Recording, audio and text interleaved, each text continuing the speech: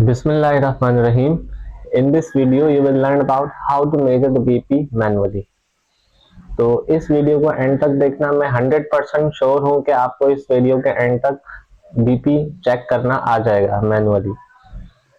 तो video start करते हैं बिना टाइम वेस्ट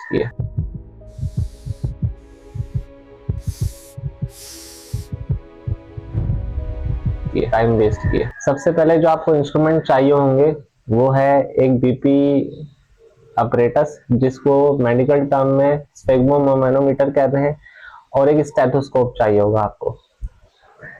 ठीक है, पहले मैं आपको सारा प्रोसीजर वर्बली बताऊंगा, फिर उसके बाद प्रैक्टिकली भी करके दिखाऊंगा। तो बीपी चेक करने से पहले आपने पेशेंट से सबसे 2-3 सवाल पूछ लेने।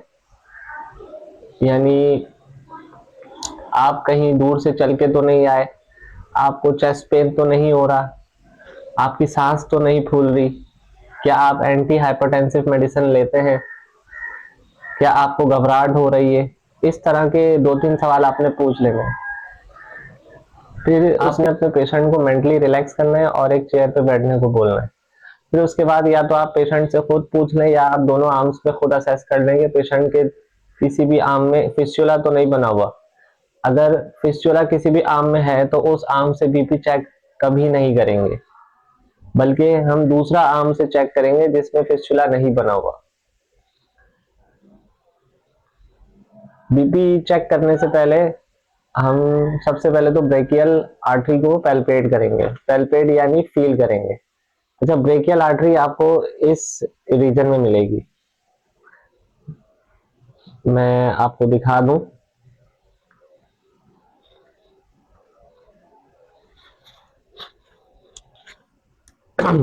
तो ये आपको नजर आ रहा होगा, ये है क्यूबिटल फोसा।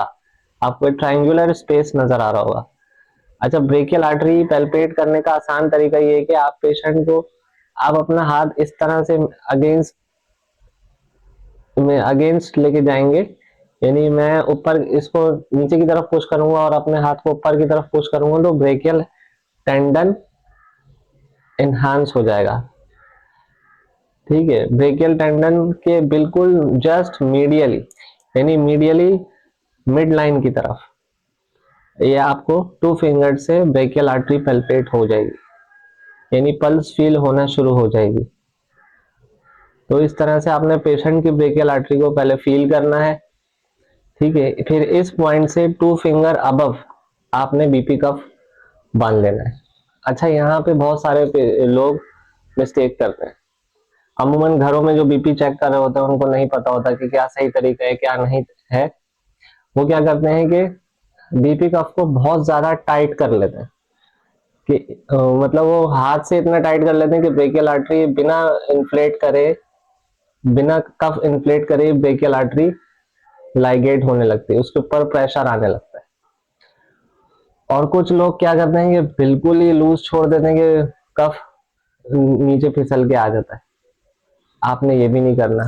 आसान तरीका क्या है कि आपने जेंटली कफ को टाइट करना है, इतना कि आपका कफ पेशेंट के आर्म्स को ग्रिप कर ले। बहुत ज्यादा टाइट ना हो कि वो आर्म्स को प्रेस कर रहा, और बहुत ज्यादा लूज ना हो कि वो कफ नीचे फिसल के आ जाए।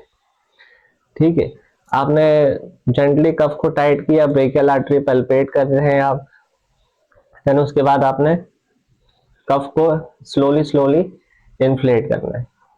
जैसे जैसे आप इन्फ्लेट करते जाएंगे, यहाँ पे एक पॉइंट पे आपको पल्स आना बंद हो जाएगी। अच्छा, उस पॉइंट से भी 30 मिलीमीटर अबव, फॉर एग्जाम्पल आपको 140 पर पल्स आना बंद हो गई तो आप 170 तक इन्फ्लेट करेंगे, यानी 30 मिलीमीटर ऑफ मरकरी और इन्फ्लेट करेंगे।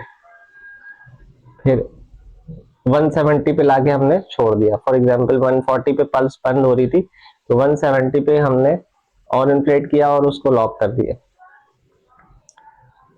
फिर आपने क्या करना है, अपने ये स्टेप लेके उस पॉइंट पर रखना है जहां पे आप ब्रेकियल आर्टरी फील कर रहे थे, ये बेल पीस, डायफ्राम और एयर पीस से आवाज को सुनना है।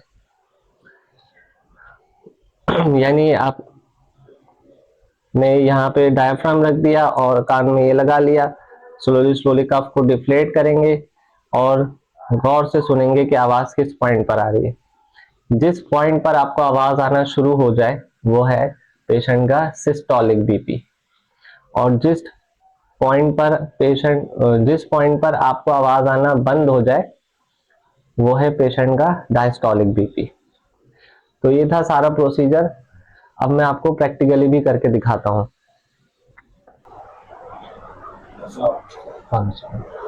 क्या, मेरा नाम डॉक्टर अली बिन हामिद है, मैं आपका बीपी चेक करूंगा। अच्छा, बीपी चेक करने से पहले 2-3 सवाल आपसे पूछूंगा। क्या आप दूर से चल के आए? नहीं। क्या आपकी सांस फूल रही है? नहीं।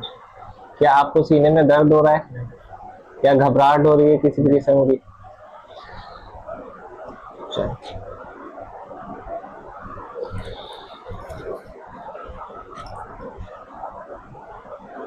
अच्छा, आपको किसी भी हाथ में फिस्टुला तो नहीं बना हुआ? फिस्टुला नहीं है, कंफर्म है आपको? दोनों आर्म्स दिखाएं अपने। ठीक, क्लियर।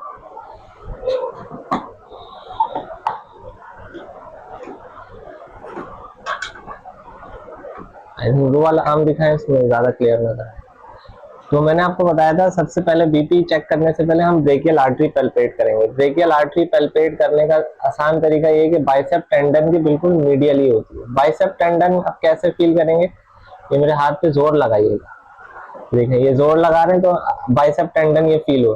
बाइसेप टेंडन के जस्ट मीडियली यानी मिड लाइन के तरफ आपको ब्रेकियल आर्टरी फील होगी। छोड़ दो, रिलैक्स, छोड़ दो। ये आपको ब्रेकियल आर्टरी आना, पैल्पेट होना फील हो रही है। इस पॉइंट से आप 2 फिंगर अबव बीपी कफ को टाइट करेंगे।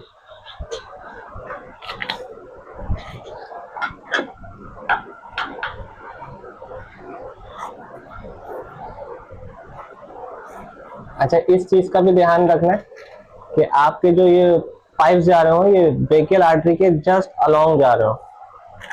ऐसा ना हो कि पाइप बिल्कुल पीछे हो और या इधर की तरफ हो, बिल्कुल ब्रेकियल आर्टरी के अलोंग जा रहे हैं। और दूसरा, आपने बीपी कफ को बहुत जेंटली टाइट करना है, यानी बहुत ज्यादा लूज भी नहीं छोड़ना है कि इतना आप लूज छोड़ दें कि वो ऐसे फिसल के नीचे आ जाए, और बहुत ज्यादा टाइट भी नहीं करना कि आप जोर लगा रहे हैं कि ब्रेकियल आर्टरी पे वैसे ही प्रेशर आना शुरू हो जाए। आपने जेंटली उसको टाइट करना है कि पेशेंट के आर्म पे ग्रिप कर जाए। ठीक है, ये हो गया। फिर आपने ब्रेकियल आर्टरी पे हाथ रख के कफ को इन्फ्लेट करना है, इतना कि आपको पल्स आना बंद हो जाए। उम्मीद करता हूं आपको नजर आ रहा हो। जिस पॉइंट पर आपको पल्स आना बंद हो जाएगी वो उस पॉइंट से भी 30 मिलीमीटर अबव आपने इन्फ्लेट करना है। अब ये देखें, मुझे पल्स आना 130 पे बंद हो गई तो मैं 160 तक इन्फ्लेट करूंगा। ये मैंने 160 तक इन्फ्लेट कर दिया। अब क्या करूंगा, मैं अपना स्टेप जो है पेशेंट की ब्रेकियल आर्टरी पर रखूंगा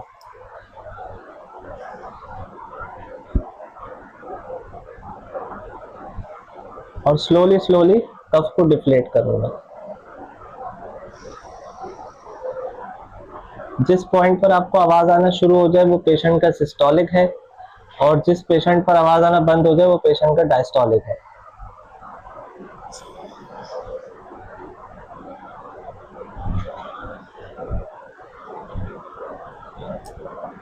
उम्मीद करता हूँ आपको थोड़ा बहुत समझ में आया हो, कुछ नजर आया हो। Thank you mister.